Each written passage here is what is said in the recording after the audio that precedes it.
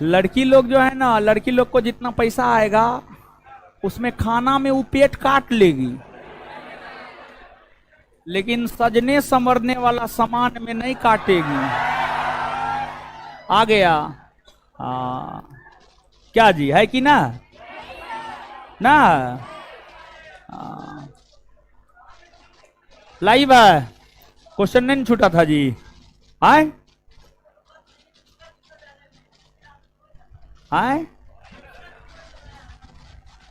तो कैसनो हुआ ना जी, होने से मतलब है,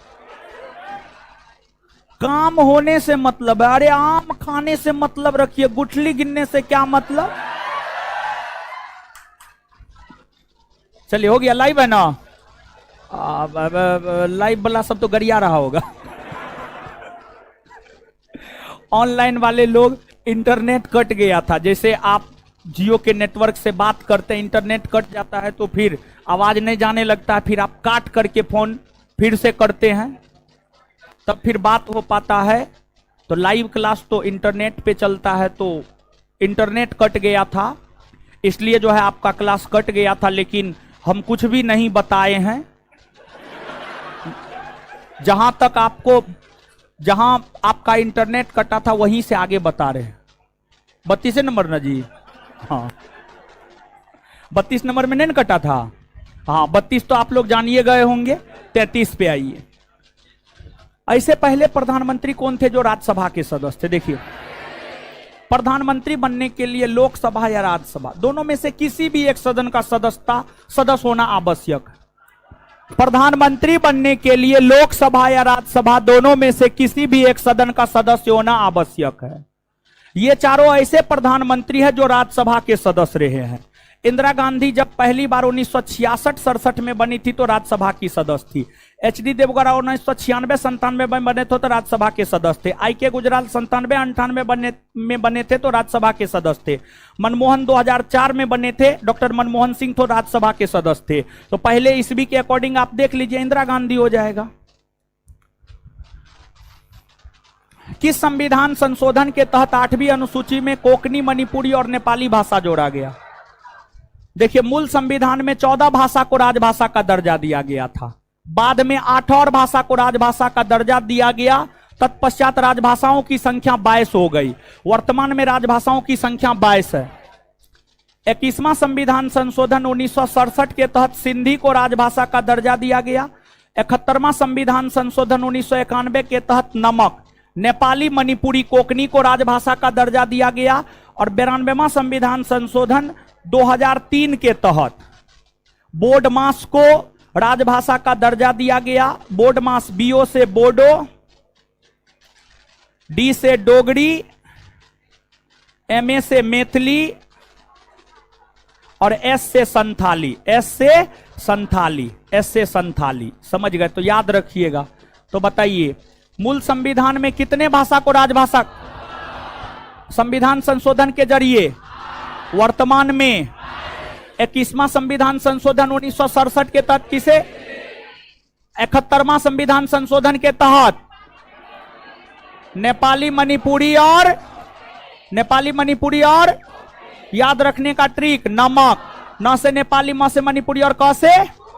92वां संविधान संशोधन 2003 के तहत कितने भाषाओं को राजभाषा का दर्जा? 4। कितना? याद रखने का ट्रिक, बोर्ड, बीओ से, डी से, एमए से, एस से। क्लियर? निम्न में से किस समिति को प्रकलन समिति का जुड़वा बहन कहा जाता है? प्रकलन समिति का जुड़वा बहन लोक लेखा समिति को कहा जाता है। लोक लेखा समिति का गठन भारत शासन अधिनियम 1919 के तहत 1921 में हुआ। इसमें जो है टोटल 22 सदस्य होता है, जिसमें 15 सदस्य लोकसभा से आते हैं और 7 सदस्य राज्यसभा से। प्रकलन समिति का गठन 1950 में जॉन मथाई के सिफारिश पर हुआ है। इसमें 30 सदस्य होते हैं और सभी के सभी लोकसभा से होते हैं। यह भारत की संसदीय व्यवस्था में सबसे बड़ी संसदीय समिति है। सहकारी उप समिति का गठन 1964 में हुआ है कृष्ण मेनन समिति के सिफारिश पर। इसमें भी 22 सदस्य होता है, जिसमें 15 लोकसभा और 7 राज्यसभा। अंतर्राज्यीय परिषद की बैठक साल में कितनी बार की जाती है? अंतर्राज्यीय परिषद की बैठक साल में 3 बार होती है। देखिए, सरकारिया आयोग के सिफारिश पर, सरकारिया आयोग के सिफारिश पर जो है आपको 1990 ईस्वी में अंतर्राज्यीय परिषद का गठन भारतीय संविधान के अनुच्छेद 263 के तहत भारत के राष्ट्रपति के द्वारा किया गया।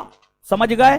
और इसकी जो बैठक होती है, इसकी बैठक की अध्यक्षता प्रधानमंत्री करते हैं। प्रधानमंत्री इसकी बैठक की अध्यक्षता करते हैं और 1 वर्ष में 3 बार। समझ गए? तो याद रख लीजिएगा, 1 सेकंड में ये याद कर लेते हैं। अंतर्राज्यीय परिषद की बैठक 1 वर्ष में कितनी बार होती है? अंतर्राज्यीय परिषद का गठन किस आयोग के सिफारिश पर हुआ है और कब हुआ है? किस अनुच्छेद के तहत?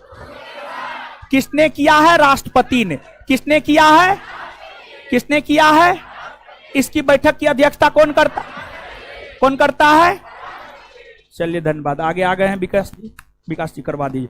और देखिए एक बात, इस वीक भर जो भी टेस्ट होगा, इस वीक के बाद जो सोमवार से अगले वीक से टेस्ट होगा, उसमें मैथ रीजनिंग का सॉल्यूशन, मैथ का सॉल्यूशन, मैथ टोटल 10 क्वेश्चन देंगे और मैथ का सॉल्यूशन लिख करके टेलीग्राम चैनल पर हम आपको भेज देंगे, एप्लीकेशन पर अपलोड कर देंगे, उसको आप बना लीजिएगा। और मैथ का क्वेश्चन जो है आपको वैसा ही क्वेश्चन मैथ का दिया जाएगा जो परीक्षा में आने योग्य हो, और उसका डिटेल सॉल्यूशन डाल देंगे। उसको आप रिवाइज करके निश्चित तौर पर जाइएगा, और अगर आप जाइएगा तो परीक्षा में फायदा होगा। ठीक है? धन्यवाद सभी लोगों का। इससे आगे मिलते हैं अगले क्लास में।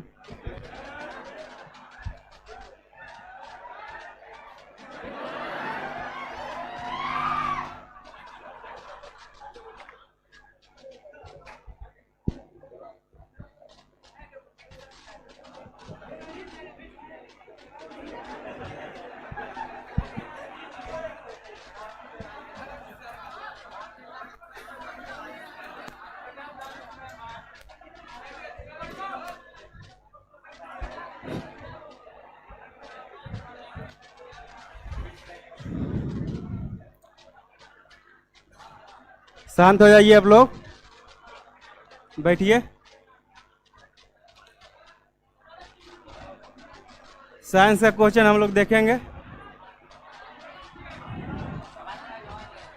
आवाज नहीं जा रहा? ठीक है, जाएगा आवाज। देखिए क्वेश्चन नंबर 37 बोलता है, एक पेटा में 10 का कितना घात होता है? पेटा में कितना? 10 पे। देखिएगा इसका क्या होता है? Deca, hecto, kilo, mega, giga, tera, peta, exa, yotta, फिर योटा, फिर बाद जेटा।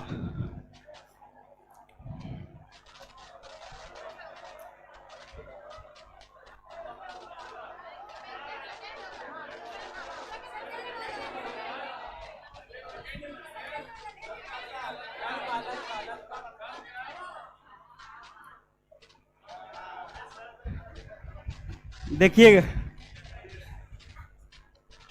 डेका, हेक्टो, किलो,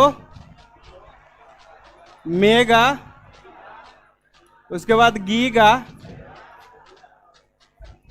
टेरा, टेरा के बाद पेटा, पेटा के बाद एक्सा, एक्सा के बाद क्या होता है? योटा। क्या होता है? योटा। योटा के बाद होता है जेटा। क्या होगा? जेटा। डे का 10 पर पावर 1, हेक्टो 10 पे पावर 2, किलो 10 पे पावर 3। अब 3 के बाद 3 के मल्टीपल में जाएंगे। मेगा 10 पे पावर 6, गीगा 10 पे पावर 9, टेरा 10 पे पावर 12, पेटा 10 पे पावर 15, पेटा के बाद एक्सा 10 पे पावर 18, एक्सा के बाद योटा 10 पे पावर 21, योटा के बाद जेटा 10 पे पावर 24 याद रखेंगे। क्या पूछा? पेटा। तो क्या हो जाएगा? 10 पे पावर, पेटा 10 पे पावर 15। अच्छा ये माइनस में पूछेगा तो ये सब प्लस में है, माइनस में होता है deci, centi, milli, micro, nano, pico, हेमटो, एटो, उसके बाद योप्टो, उसके बाद जेप्टो, -24 तक। ठीक है, एक बार देख लेते हैं क्या होगा। Start. Deci, deci centi, deci centi, milli, milli के बाद micro, deci centi milli micro, उसके बाद नैनो, नैनो के बाद पीको, पीको के बाद फेमटो, फेमटो के बाद येटो, फेमटो के बाद येटो। यहाँ क्या है? यहाँ योटा है, यहाँ येटो है, ध्यान रखिएगा। आपका बीपीएससी 68 पूछा था योटा, बीपीएससी 68 देखिएगा। तो डेसी 10 पे पावर -1, सेंटी 10 पे पावर -2, मिली 10 पे पावर -3, इसके बाद 3 का गुणनफल में आ जाएगा। माइक्रो 10 पे पावर -6, नैनो 10 पर पावर -9, पीको 10 पे पावर -12, फेमटो 10 पे पावर -15, और येटो क्या होगा? 10 पे पावर -18। याद कर लेंगे।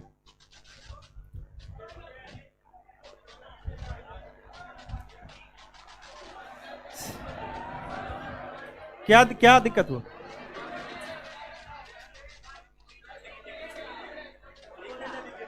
लिख लेने दीजिए। अच्छा लिखिए। पूरा डिजिटल का यूज कर रहे हैं।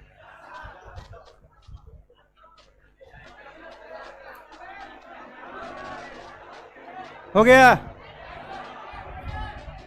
अरे भाई फोटो खींचने में इतना टाइम।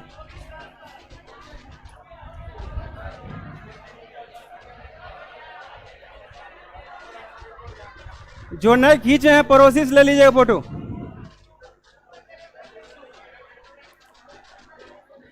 क्या पूछ रहा है? संवेग का एसआई मात्रक। संवेग का फॉर्मूला क्या होता है? क्या होता है? संवेग बराबर द्रव्यमान इंटू वेग। संवेग बराबर द्रव्यमान इंटू वेग। तो द्रव्यमान क्या होगा? केजी, केजी, और वेग क्या होता है? मीटर पर सेकेंड। वेग क्या होता है? मीटर पर सेकेंड। इसको ऊपर करेंगे तो क्या होगा? KG metre second inverse. क्या होगा? ऑप्शन नंबर कौन हो जाएगा? C, option C. संवेग का ऐसा यूनिट केजी मीटर पर सेकेंड। संवेग का फॉर्मूला।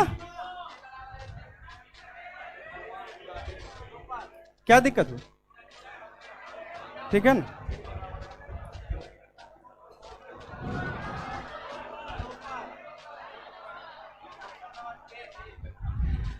पूछ रहा है जी का महत्तम मान कहां होगा? मतलब जी का मैक्सिमम वैल्यू कहां होगा? ध्रुव पर। अच्छा मिनिमम वैल्यू कहां होगा? मिनिमम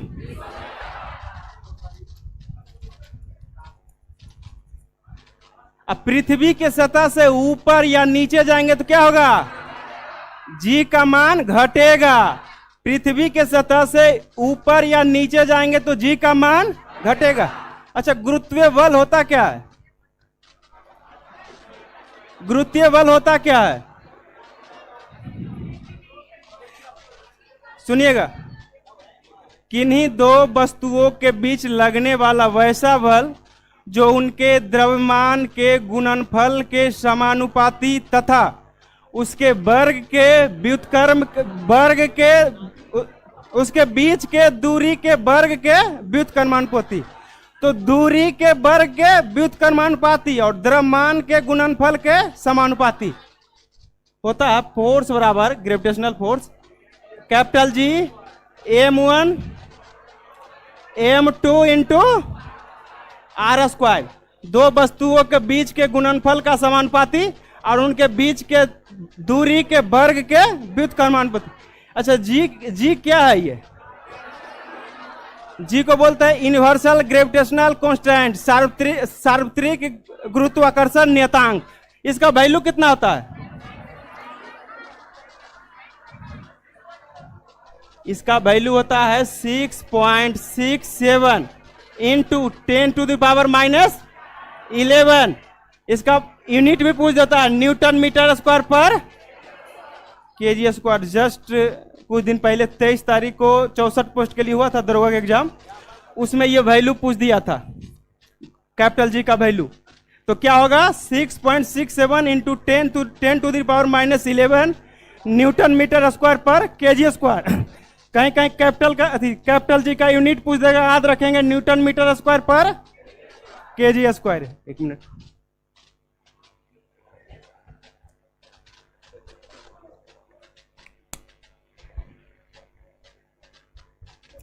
अच्छा कैपिटल जी का वैल्यू किसने दिया? वैज्ञानिक हेनरी कैवेंडिश। किसने दिया? Henry Cavendish. Henry Cavendish. ये भी पूछा हुआ क्वेश्चन।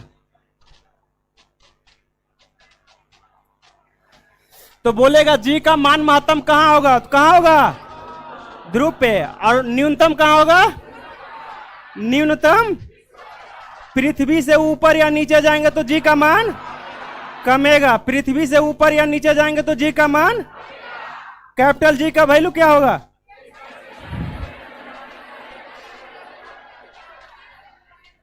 कैपिटल जी का वैल्यू किसने दिया? Henry Cavendish. Henry Cavendish. Barometer की पाठ्यांक जब धीरे धीरे नीचे गिरता है तो मौसम की संभावना क्या होगी?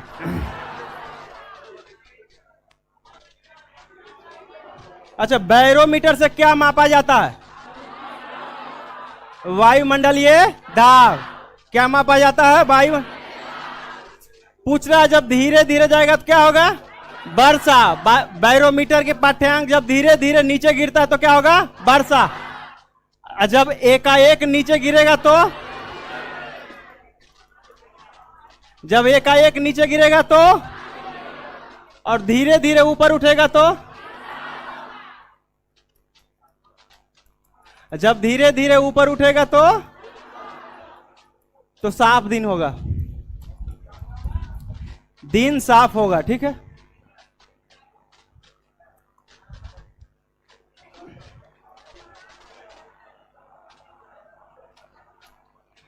ध्वनि अपने किस गुण के कारण मार्ग में आने वाले अवरोध के किनारे मुड़कर आगे बढ़ता है? क्या होगा? करेक्ट। जब हम यहां से बोल रहे हैं तो दीवार से टकराकर, अगर दीवार पूरा दीवार लगा दिया जाए फिर भी खिड़की के माध्यम से चाहे कहीं भी उसको जगह मिलेगा तो वहां से निकल के आगे बढ़ेगा। तो किस कारण? वही पूछ रहा है कि जब अवरोध मिलेगा तो किनारे से मुड़कर आगे बढ़ता, किस कारण? विवर्तन। किसे कारण? अच्छा, प्रवर्तन क्या होता है? प्रवर्तन के कारण ही हम सुन पाते हैं। किसी से टकराकर किसी भी अवरोध से वापस लौटना, प्रवर्तन। और किसी भी अवरोध से टकराकर फिर बगल से निकलना क्या होगा? विवर्तन। प्रतिध्वनि क्या होता है? इसको इको बोलते हैं। इको। टकरा के बार बार यहां पहुंचेगा, फिर ये रिपीट होगा, फिर टकराएगा, बार बार टकराना है, क्या कहलाता है? इको।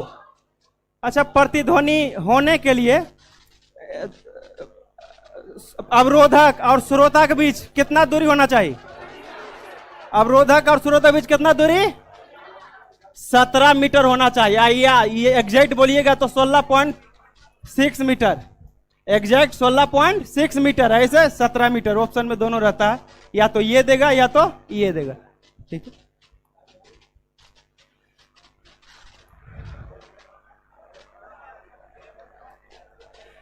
निम्न में से कौन सा यंत्र विद्युत परिपथ में विद्युत धारा की उपस्थिति बताता है?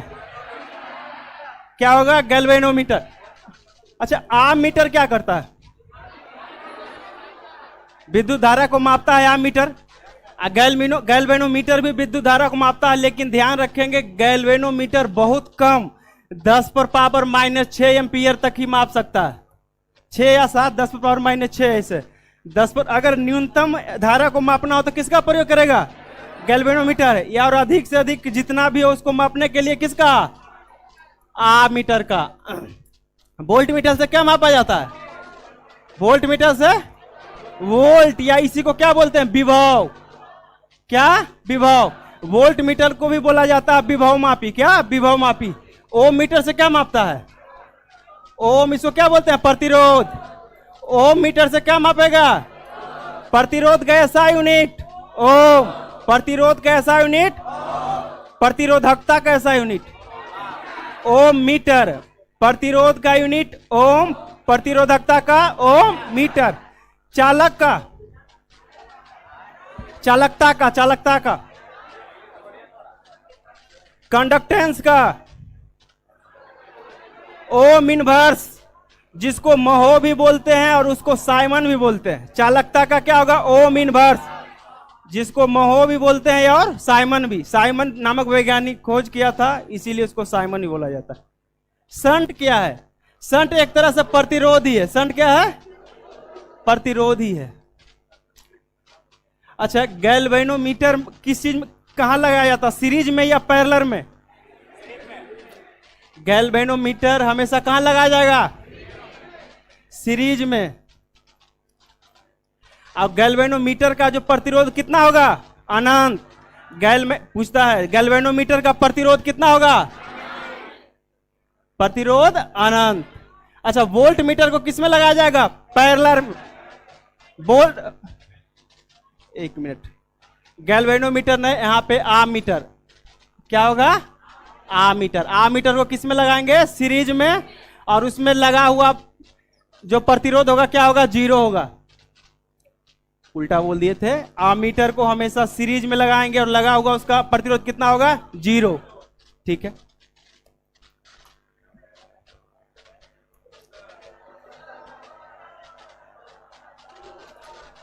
निम्न में से किस दर्पण का प्रयोग, पश्च दर्पण जिसको साइड मिरर, साइड मिरर का प्रयोग कहां? साइड मिरर में किस दर्पण का प्रयोग? उत्तल दर्पण। अच्छा, उत्तल दर्पण में बना प्रतिबिंब कैसा होता है? काल्पनिक और समतल दर्पण में कैसा बनता है?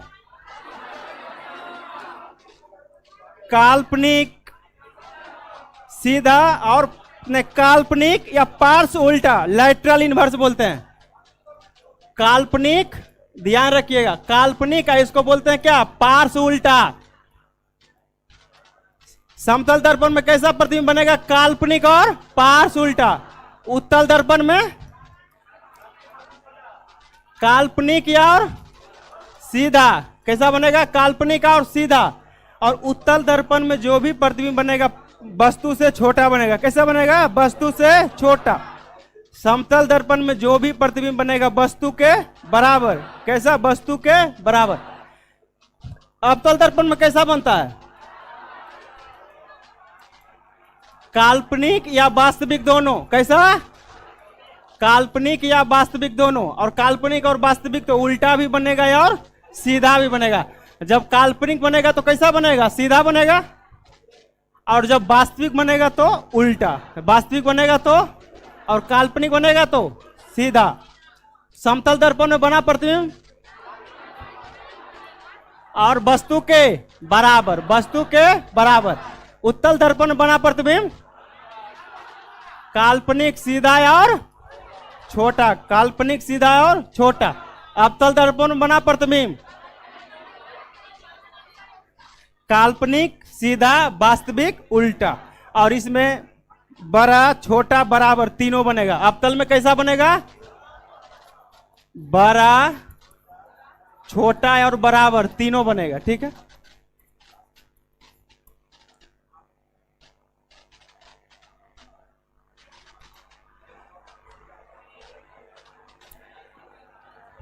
खनिज तेल या कच्चे तेल में से शुद्ध डीजल या पेट्रोल किस विधि द्वारा? आंशिक आशवन। आंशिक आशवन, आशवन विधि और आंशिक आशवन विधि दोनों विधि का प्रयोग द्रव को पृथक्करण के लिए, द्रव को शुद्ध करने के लिए किया जाता है। वैसे दो द्रव जिसका क्वथनांक जिसके क्वथनांकों का अंतर 10 डिग्री या 10 डिग्री से कम हो, उसमें किसका प्रयोग करेंगे? आंशिक आसवन का प्रयोग।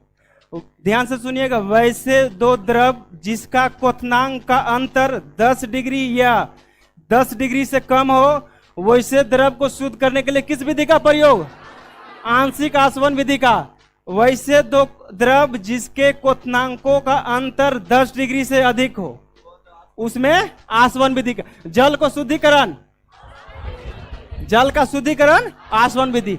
भाप आसवन विधि, भाप आसवन विधि एग्जाम्पल इसका आता है मेथिल अल्कोहल। किसका? मेथिल अल्कोहल को शुद्ध करते हैं किस विधि से? भाप आसवन। मेथिल अल्कोहल को भाप ऊर्ध्वपातन से पता है, कोई दो ठोस पदार्थ को शुद्ध करने के लिए किस विधि से? ऊर्ध्वपातन। जैसे इसमें क्या क्या आता है? क्या क्या आएगा? कर्पूर आ जाएगा, नेफ्थलीन हो जाएगा, नेफ्थलीन हो जाएगा, एंथोसाइनिन हो जाएगा। क्या होगा? एंथोसाइनिन हो जाएगा, अमोनिया क्लोराइड होगा, अमोनिया क्लोराइड होगा।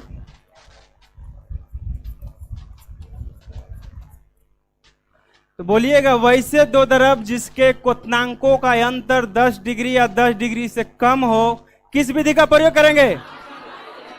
किस विधि का? और एक चीज याद रखिएगा, आंशिक आसवन विधि को कहीं कहीं प्रभाजी आसवन बोलेगा, दोनों सेम होता है। आंशिक आसवन या प्रभाजी आसवन, जिसको इंग्लिश में फ्रैक्शनल बोलता है। और जल को शुद्धिकरण आसवन विधि। जल को शुद्धिकरण, मेथिल अल्कोहल को शुद्धिकरण के लिए, मेथिल अल्कोहल को शुद्धिकरण के लिए Kapoor, naphthalene, anthocyanin, ammonia chloride, ये सब के लिए ऊर्ध्वपातन। ऊर्ध्वपातन। एवोगाड्रो नंबर क्या होगा? 6.022 इंटू 10⁻23। ऑप्शन नंबर बी याद रखेंगे।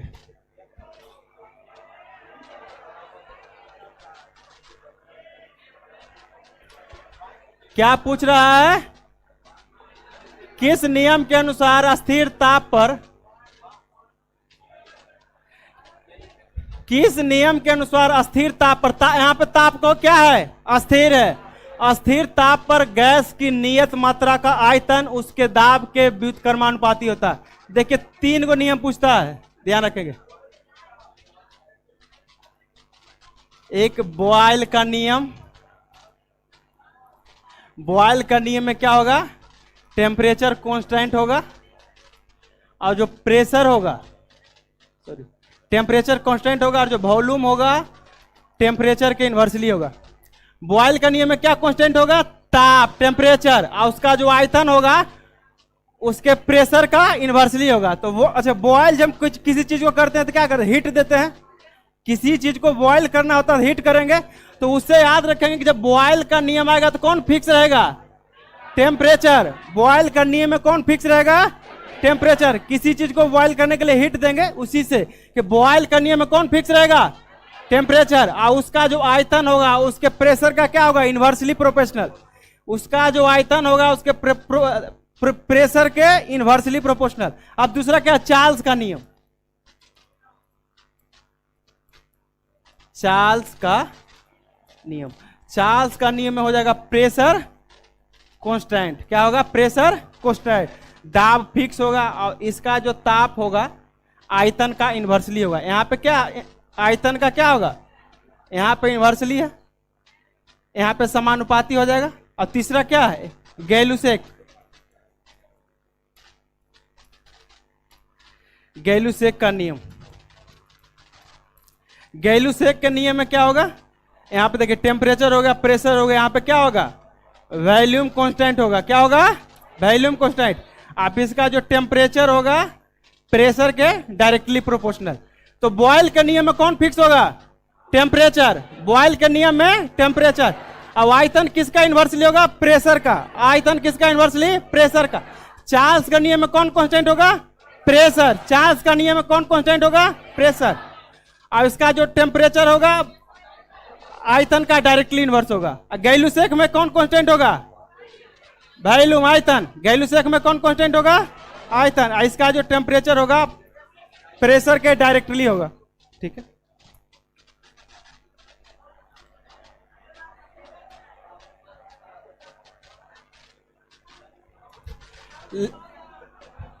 लेंथेनाइड श्रेणी। लेंथेनाइड श्रेणी में परमाणु संख्या कहां से कहां तक? 57 से और 89 से 103। एक्टिनाइड श्रेणी क्या होगा? एक्टिनाइड श्रेणी। तो लेंथेनाइड बोलेगा तो 57 से 71 और एक्टिनाइड बोलेगा तो 89 से। और ये सब किस ग्रुप का है? दोनों है एफ ग्रुप का। याद रखें किस ग्रुप का है? एफ ग्रुप का।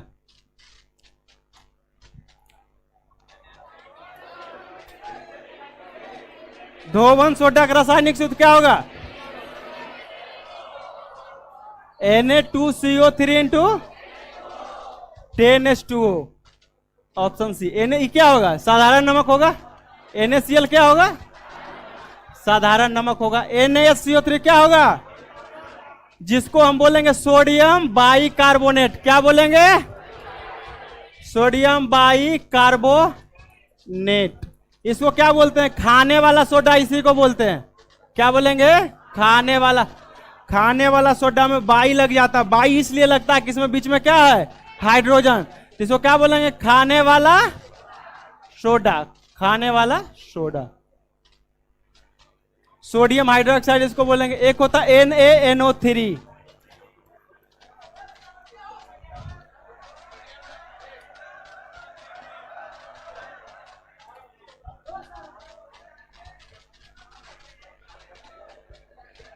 एक होता है NaNO3 जिसको बोलते हैं सोडियम नाइट्रेट, जिसका होता है रस चिली साल्ट पीटर। क्या होगा? Chile saltpetre. Chile saltpetre का फॉर्मूला क्या होता है? NaNO3। NaNO3 जो बोलते हैं सोडियम नाइट्रेट। क्या बोलेंगे? Sodium nitrate. अच्छा, धोवन सोडा क्या होगा? Na2CO3 into 10H2O। और baking soda NaHCO3। Baking soda धोवन सोडा और बेकिंग सोडा एक ही है। खाने वाला सोडा NaHCO3। ठीक है,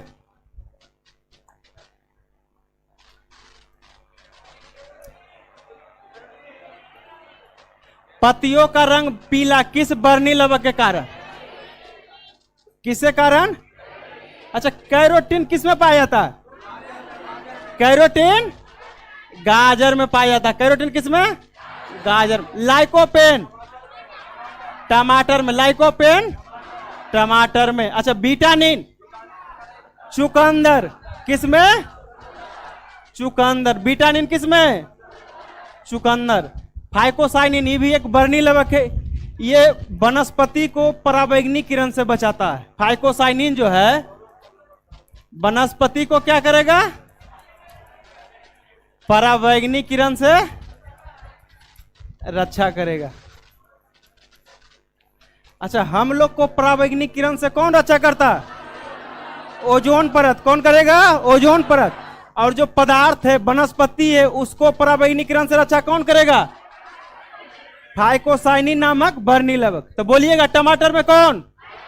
टमाटर में, गाजर में, गाजर में, चुकंदर में, चुकंदर में, और वनस्पति को पराबैंगनी किरण से रक्षा फाइकोसाइनिन।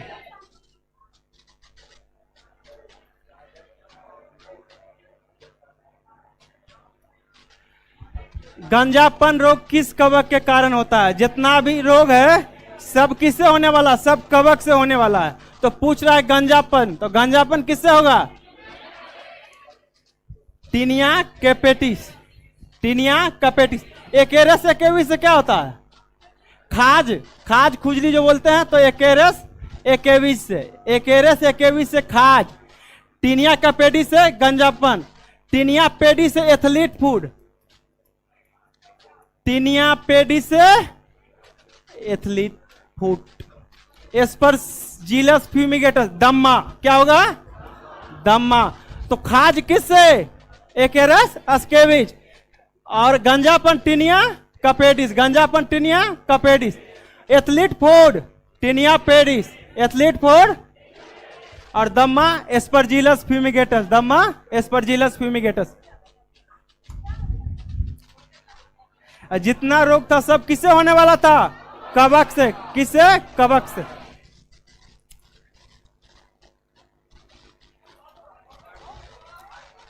पेड़ की छालों पर उगने वाले लाइकेन।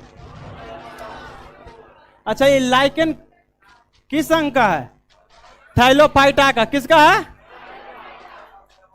थाइलोफाइटा का।